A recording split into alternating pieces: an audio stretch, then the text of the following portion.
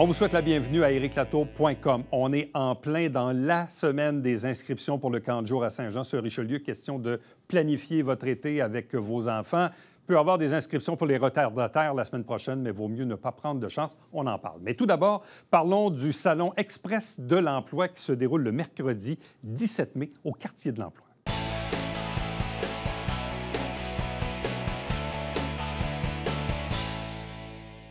À mettre à vos agendas si vous êtes au chômage ou si vous cherchez aussi un nouvel emploi, même si vous en avez déjà un peut-être. Mercredi, le 17 mai, 10h à 16h, c'est au Quartier de l'Emploi, au 49 de la rue Saint-Jacques, à Saint-Jean-sur-Richelieu, Salon de l'Emploi Express. Deux employés pour nous en parler, deux invités. Jessica Côté, bonjour à vous. Merci. De même qu'Émilie Ray. Bonjour et bienvenue. Bonjour, merci. Bon, qu'est-ce que c'est comme type d'événement? Il y a le mot express, donc ça se dit, là, mais qu'est-ce que c'est en fait comme Salon de l'Emploi? Oui, c'est vraiment un rendez-vous pour toutes les personnes qui recherchent un nouveau milieu de travail ou un nouveau défi dans le monde professionnel à venir faire un tour, rencontrer les employeurs de la région. On a 25 entreprises sur place qui recherchent, on a plus de 600 postes qui sont à pourvoir pendant le Salon Express. 600? 600 postes avec ces 25 employeurs-là. Donc, toutes les personnes qui sont intéressées. Énorme. Mais c'est énorme. Oui. C'est pour la région ici, ça? Oui, le Haut-Richelieu seulement. Wow. Mais c'est incroyable parce qu'on est dans une dynamique là, où on est beaucoup dans le plein emploi. Puis on le voit aujourd'hui. Bon, il y a encore du monde au chômage, mais beaucoup moins qu'auparavant. Mais en même temps, il y a des gens qui ont peut-être un emploi dans la vie puis qui ont le goût de changer tout simplement. Là. Ça, c'est l'autre partie de la clientèle. Là. Effectivement. On s'attend à avoir des postes en temps partiel, des postes à temps plein, des postes en télétravail aussi qui vont être offerts sur place. Bon, Émilie, comment ça va se passer durant la journée du 17? Alors, il y a vraiment tout un protocole d'accueil, en fait, des chercheurs d'emploi. On veut vraiment sensibiliser tous les chercheurs d'emploi de tous les milieux. Il y a une très grande diversité, en fait, d'entreprises, que ce soit du secteur industriel ou même de la petite enfance. Donc, il y a vraiment de la place pour tout le monde. Et il y a plusieurs stations, en fait, d'accueil. Le quartier de l'emploi est complètement transformé. Tous les locaux sont mobilisés pour recevoir les entreprises. Il y a un coin expert à l'entrée, en fait, du salon qui va permettre aux chercheurs d'emploi éventuellement d'avoir des petits cues pour voir les entrepreneurs, les entreprises et surtout faire de la petite révision de CV, se sentir à l'aise pour aller faire le parcours. Ensuite, il y a aussi une cellule, vraiment la zone entrevue express où les entrepreneurs vont pouvoir passer en entrevue les chercheurs d'emploi. Bon, on parle de 25 employeurs. Bon, parmi les plus gros, il y a le Centre de services scolaires des Hautes-Rivières, le CIS de la Montérégie-Centre, le Centre de santé. Il y a du privé aussi, DHL, Olimel, Transdev. Il y en a d'autres également. Donc, et c'est quoi les types d'emplois qui sont recherchés? Ça va être très diversifié. C'est sûr qu'avec 600 postes à pourvoir, on s'attend à du manuel, on s'attend à des postes qui vont demander une certaine formation. On s'attend à vraiment un peu de tout parce que, somme toute, le Quartier de l'Emploi va proposer le seul salon de l'emploi là, dans le Haut-Richelieu au printemps. Fait que c'est vraiment des postes de toute compétence. Et c'est quoi la différence entre le Salon Express que vous faites ici et celui du printemps? C'est quoi la différence entre les deux? C'est le même. C'est le même? Oui, okay. C'est le même. Bon. Dans le passé, vous aviez quoi, 200-300 visiteurs à peu près? Oui, une moyenne de 2 à 300. Là, avec la pandémie, est-ce que l'événement a été mis sur pause ou vous l'avez fait autrement? Oui, ça fait 3 ans, en fait, que le Salon de l'emploi n'est pas revenu. Donc là, c'est vraiment un gros happening qu'on attend. Et on s'attend à peu près 350-400 visiteurs pour cette édition-là. C'est un mercredi. C'est entre 10 et 16 heures. C'est gratuit? Oui. Est-ce que les gens doivent prendre rendez-vous? C'est vraiment porte ouverte? En fait, on conseille aux chercheurs d'emploi qui veulent vraiment repartir avec une possibilité d'embauche d'éventuellement prendre rendez-vous avec nous avant pour faire une préparation. Ah, oui. Parce que soit prendre rendez-vous ou alors venir aux cliniques emploi qui se tiennent les lundis matins et les jeudis matins de 9h à 11h30 pour venir faire de la préparation de CV, se sentir à l'aise pour venir nous visiter. Mais pour venir nous visiter la journée même du salon, il n'y a pas besoin d'avoir de rendez-vous, mais on incite vraiment à la préparation avant parce qu'on s'attend vraiment à des embauches cette journée-là. Ça rend la journée plus efficace, oui, j'imagine? Exactement. Puis plus les chercheurs d'emploi seront plus confiants d'arriver avec un CV à jour, étant donné qu'aussi c'est ouvert aux immigrants. Donc, les outils d'applications de CV ne sont peut-être pas les mêmes d'un pays à un autre. Ouais. Donc, le fait de venir nous rencontrer avant, rencontrer les conseillers vont leur permettre de mettre à jour tout ça puis de se sentir confiants la journée même du salon. Bon, les employeurs qui sont un peu vos partenaires aussi dans tout ça, doivent aussi avoir des attentes ou miser gros sur cette journée-là. Oui. Ils doivent être assez heureux là, que cet événement-là revienne. Le retour était très, très attendu. On avait des appels qui arrivaient au quartier de l'emploi là, pour savoir quand revenait ce fameux salon. On a déjà une liste d'attente aussi. Puis les personnes, les entreprises qui veulent recruter, qui ne pourraient pas être présents lors de ce salon-là, sont vraiment invitées à procéder avec la plateforme en ligne. Question de pouvoir proposer leur offre d'emploi sans être personnellement présent lors de la journée. Bien, ça, c'est l'autre question, parce que je me mets à la place de quelqu'un qui nous regarde, qui dit « Ah, bien là, moi, je peux vraiment pas m'absenter cette journée-là pour mille et une raisons. J'ai un autre emploi, une autre activité. Mais quelqu'un qui dit « Ouais, mais je veux pas manquer l'opportunité. » La plateforme en ligne, elle fonctionne comment? C'est directement sur le site Web du quartier de l'emploi. Ça permet aux chercheurs d'emploi de déposer leurs compétences, leurs activités professionnelles, tout comme un CV en ligne. Puis pour ceux qui ont des postes à combler, peuvent afficher gratuitement leur poste directement sur la plateforme en arrivant sur le site du quartier de l'emploi. Bon, on disait tantôt, et c'est important de se préparer si on veut que cette journée-là soit très, très, très efficace. On revient à ça, c'est la base, là, mais le fameux CV, est-ce que c'est important là, que les gens, à l'avance, fassent un peu de ménage dans leur affaire puis arrivent avec un CV qui est étoffé? Oui, là? les normes, en Un plus, jour. d'année en année, ça change. Ce que l'on retrouve sur les CV et le fait de venir travailler à l'avance, en plus avec un conseiller, on va vraiment mettre de l'avant l'expertise et pas forcément les diplômes. On veut voir les diplômes, mais on veut mettre en valeur l'expérience, en fait, du chercheur d'emploi.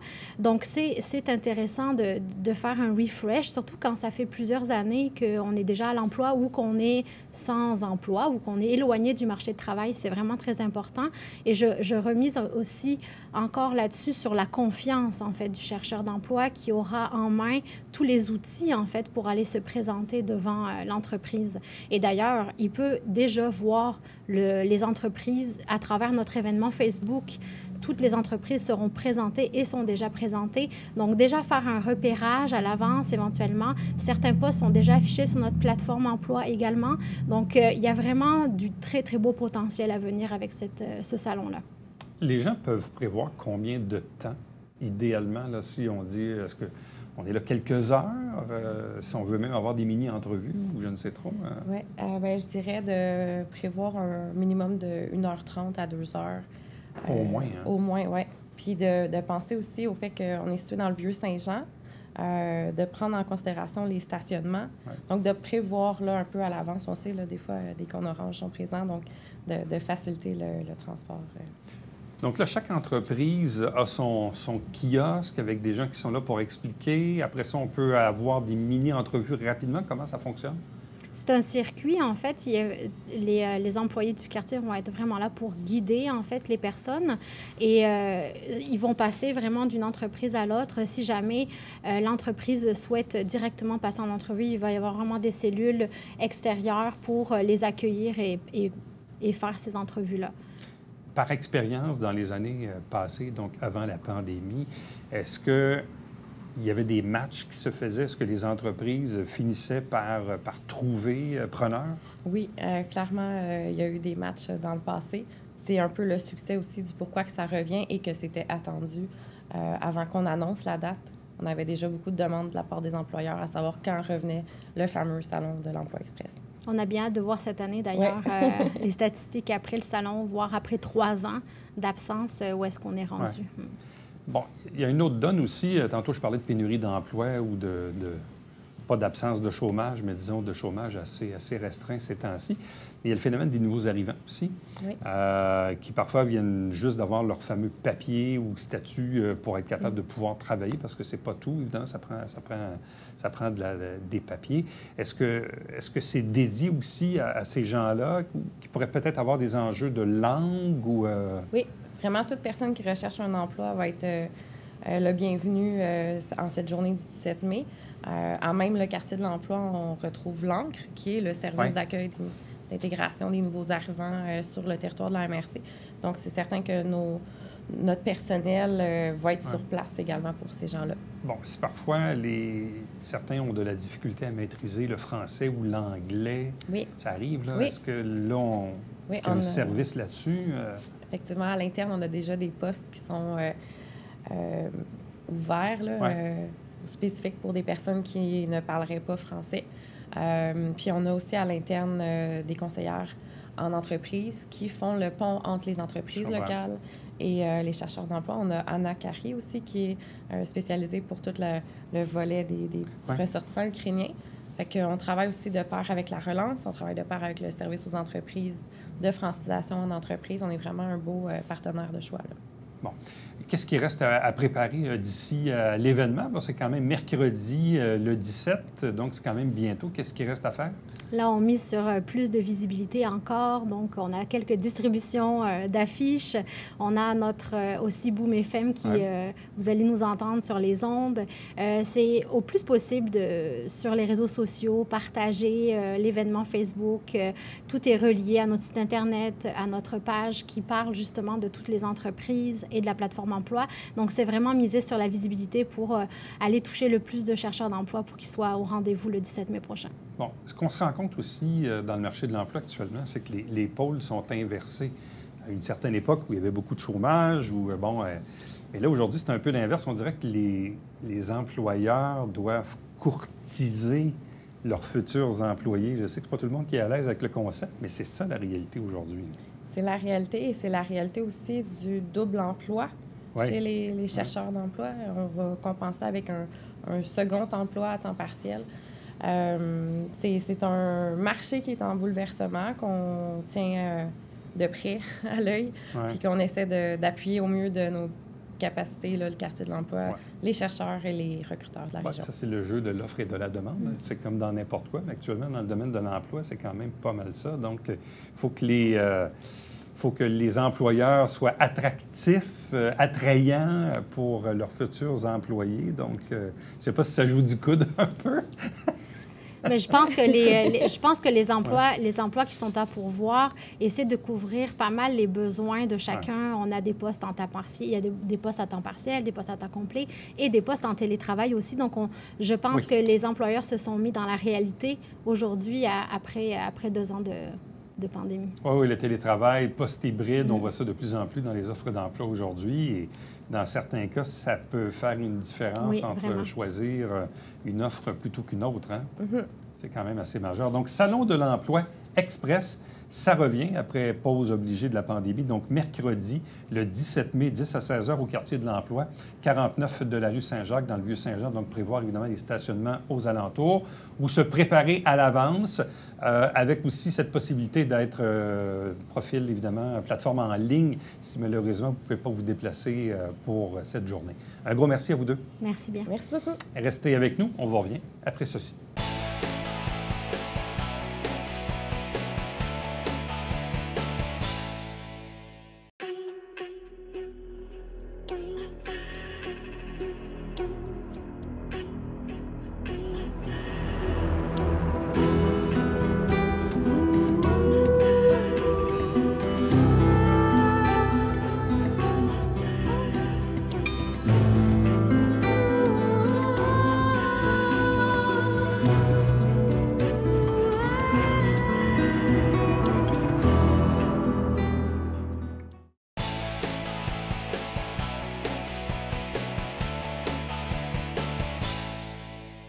Si vous avez des enfants d'âge scolaire, probablement que l'une de vos plus grandes préoccupations à ce moment-ci, c'est qu'est-ce qu'on fait durant l'été, les vacances. Bon, des fois, il y a des gardes partagées là-dedans aussi, les camps de jour, les places sont limitées. Il y a eu la pandémie il n'y a pas si longtemps. Bref, il y a tout un contexte.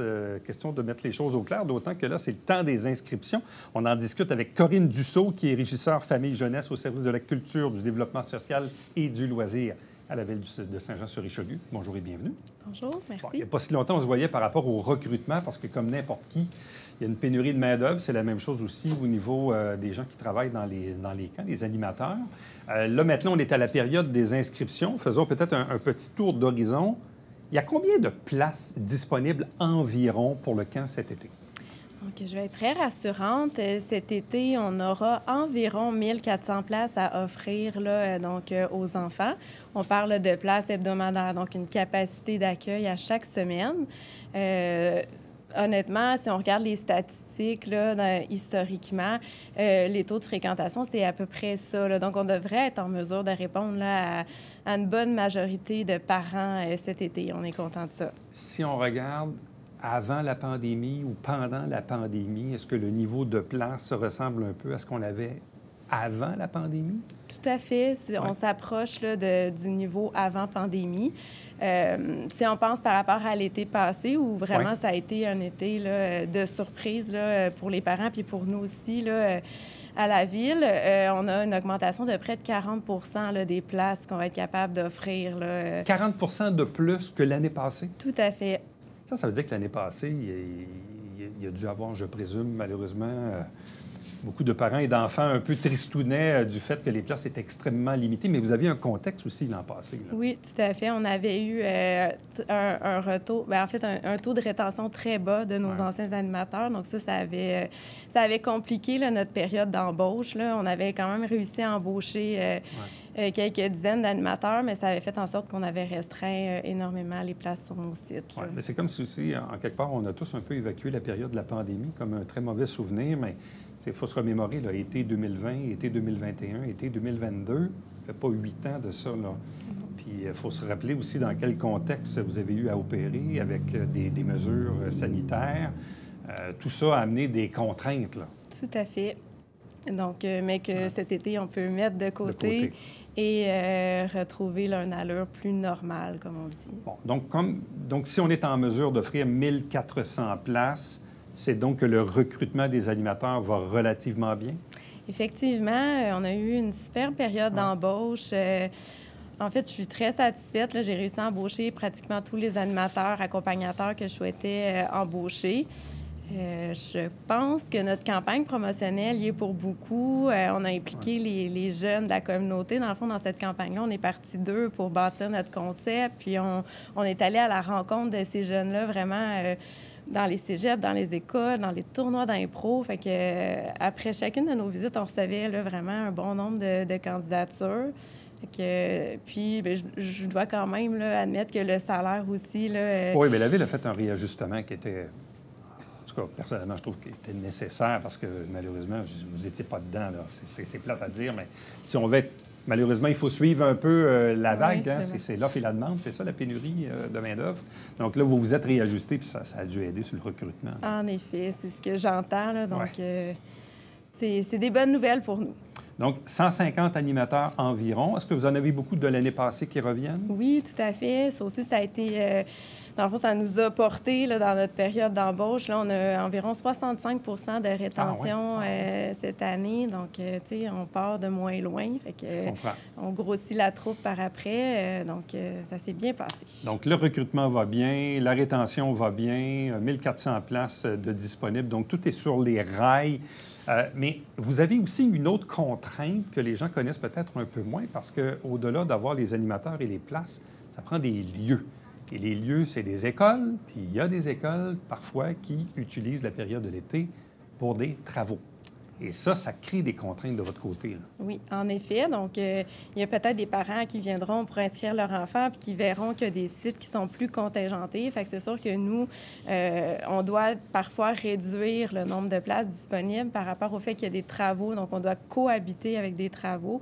Donc, pour que ça demeure sécuritaire puis que ça demeure quand même là, plaisant, on restreint le nombre de places sur certains sites. Est-ce qu'il y a des sites, malheureusement, qui sont complètement fermés que vous ne pouvez pas utiliser cette année? Absolument, oui. J'ai très peu de polyvalentes. Là. Je pense qu'il y a des projets de classes modulaires dans certaines polyvalentes. Donc, ce sont des grands sites pour nous aussi, là, donc qui permettent d'accueillir beaucoup d'enfants. Donc, il faut composer avec ça également. Bon, le camp de jour cette année va se dérouler du 3 juillet au 18 août. Ça, c'est quoi, 7 semaines? C'est 7 semaines d'activité complète, oui. Bon, il y a 14 sites, 5 dans le secteur Saint-Jean, donc Bruno-Choquette, la Polyvalente, Saint-Eugène, Saint-Gérard, Saint-Lucien. Il y en a 4 dans le secteur Saint-Luc, aux Quatre-Vents, Prévert, des Savanes, Pavillon Gérard-Morin, et 4 dans le secteur Iberville, donc Chabanel, La Flamme, l'École du Pélican, Sacré-Cœur, Iberville et Hamel, et une dans le secteur l'Acadie, qui est à Napoléon-Bourassa. Oui. Donc, comment ça fonctionne maintenant pour les inscriptions? En fait, ça débute, on a passé là, la période d'inscription du programme d'accompagnement. Donc là, pour notre service de camp de jour régulier, ça débute mardi le 9 mai. On fonctionne par secteur. Donc, les secteurs de Saint-Luc seront les premiers à s'inscrire dès le 9 mai. Après, le 10 mai, ce sera le secteur Iberville et on termine le 11 mai avec le secteur Saint-Jean. Par la suite, tout secteur confondu, on continue pour une semaine d'inscription, en fait, du vendredi 12 mai jusqu'au vendredi 19 mai, s'il reste des places de disponibles. Bon, quand on s'inscrit, ça fonctionne comment? On doit se présenter en personne, il faut amener certains documents, ça se fait en ligne.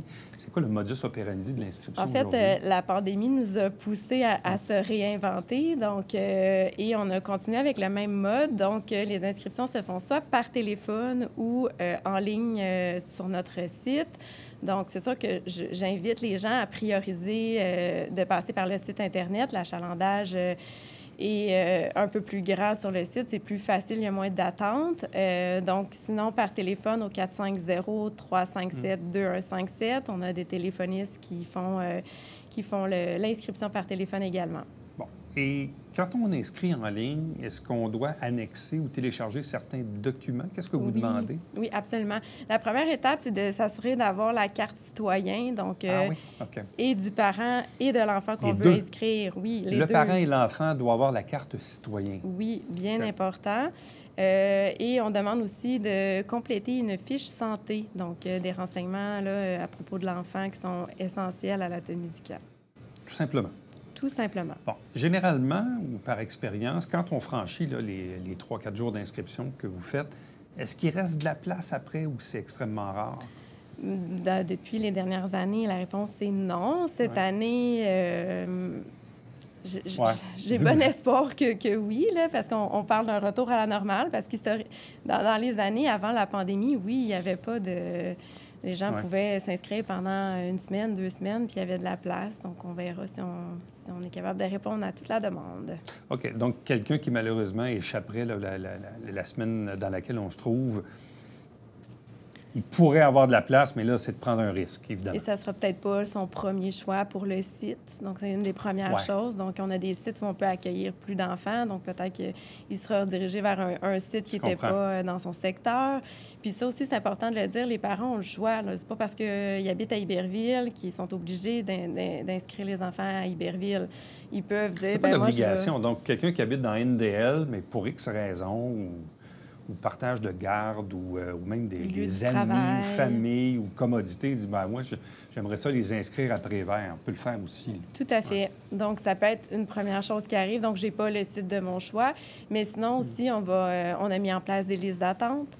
Donc, il y a souvent des modifications là, après les premières journées d'inscription. Donc, on pourra rappeler ces parents-là. Bon, évidemment, il faut être résident de la ville. Oui. Est-ce qu'il y a des inscriptions non résidents? Oui, tout à fait. À partir du lundi 16 mai, ça va être possible pour les non-résidents. Après tout le monde, là. Oui. Donc, s'il reste de la place, après le 16 mai, un non-résident de Saint-Jean pourrait s'inscrire. Exactement. OK. Je comprends.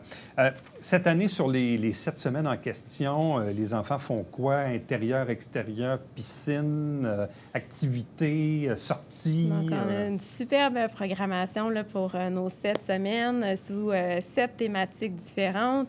Je vous en ai mémorisé quelques-unes. On peut penser, on a une semaine qui sera pas bête. Donc, on est sous la thématique d'une traversée africaine. Donc, on fait nos activités entourant ce thème-là. On va aller visiter le parc safari. On a les mordus d'adrénaline qui vont aller au parc aquatique de Bromont. Oui. Donc, ils vont faire aussi une semaine avec plus des obstacles. Donc, on a des belles thématiques comme ça, mais on fait aussi 2 sorties à la piscine par semaine, beaucoup de jeux extérieurs. On fait des grands intersites qu'on appelle donc des grands rassemblements. Donc, sous le thème on fait des petites olympiades, des tombolas. Donc, Vraiment plein d'activités pour tous les goûts. Avez-vous une sortie extérieure par semaine? Là, on parlait du parc Safari puis de l'aquapark à Bromont, mais est-ce que vous avez d'autres endroits que vous visitez aussi? Cet été, on a 4 sorties. 4? Oui, on va aller à l'insectarium, au jardin botanique. Donc, ça, c'est une sortie. Puis, on a une sortie Horizon Rock qui est de l'escalade et le récréophone. Là. Donc, on y va par groupe d'âge pour cette sortie-là. Donc, pour l'instant, là, cette année, c'est 4 sorties qu'on a. Bon. Il y a toujours, je présume, un service de garde qui prend le relais avant et après le camp? Tout à fait. Donc, comme en milieu scolaire, là, on couvre les mêmes plages horaires, donc de 7 h à 9 h et de 16 h à 18 h en fin de journée. On offre le service de garde. Bon, quand on inscrit l'enfant, est-ce qu'on doit obligatoirement prendre, je présume, minimum une semaine? C'est par bloc de semaine? Exactement. On ne peut pas morceler la semaine? Non, non. Dans le cadre du camp estival, là, donc c'est à la semaine, mais on offre la possibilité là, à la Ville de Saint-Jean de seulement prendre la semaine régulière. Puis là, après ça, on peut ajouter service de garde, sortie, si on le désire. Pour le service de garde et les sorties. Mais Oui. au niveau des semaines, on peut décider de dire, bon, j'inscris mon enfant à la semaine 1, 2, 3, 6, 7. Exactement. Parce que je suis en vacances entre les Oui. deux, mais c'est par bloc de semaine. Tout à fait, oui. Bon. Au niveau de la tarification, est-ce que ça a beaucoup changé? On sait que tout augmente de nos jours. Est-ce qu'il y a une petite augmentation aussi oui, là-dessus? il y a eu une légère augmentation. Là, en fait, là, on est à notre tarif pour la semaine régulière est à 50 $. Donc, c'est quand même là, toujours très accessible. Le service de garde est à 39 $ par semaine. Puis les sorties, ça varie là, donc entre 30 et 45 $ environ. Là, mais vous l'avez dit, là, notamment au niveau du transport, là, il y a une importante augmentation des frais là, pour transporter les enfants en autobus. Donc, c'est le casse-tête du temps de l'année pour les parents qui ont des enfants d'âge scolaire, planifier les vacances, le camp de jour, les gardes partagées, bref, qu'est-ce qui est disponible? Il y a eu des quotas dans les dernières années avec la pandémie. On revient maintenant à 1400 places, mais il ne faut pas négliger pour autant et s'inscrire dès que possible, bien sûr, parce qu'après ça, on prend des chances. Merci beaucoup. Ça fait plaisir, merci. Restez avec nous, on vous revient après ceci.